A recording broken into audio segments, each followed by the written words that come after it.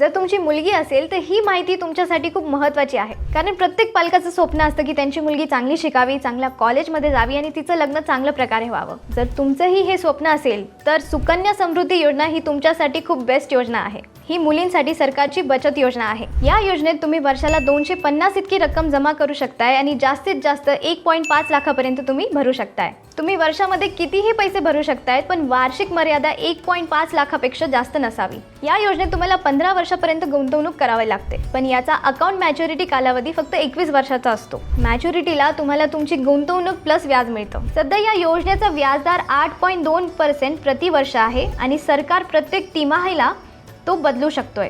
म्हणजेच 15 वर्षामध्ये दरवर्षी तुम्हाला 1.5 लाख भरलं तर एकूण 22.5 लाख जमा होतात. म्हणजेच 21 वर्षानंतर तुम्हाला अंदाजे 70 लाख रुपये मिळतात. तर हीच रक्कम तुमच्या मुलींच्या शिक्षणासाठी किंवा लग्नासाठी खूप मोठी मदत ठरू शकते. जर तुम्हाला ही माहिती आवडली असेल तर बॉसवाला मराठी चॅनलला सबस्क्राईब करायला विसरू नका.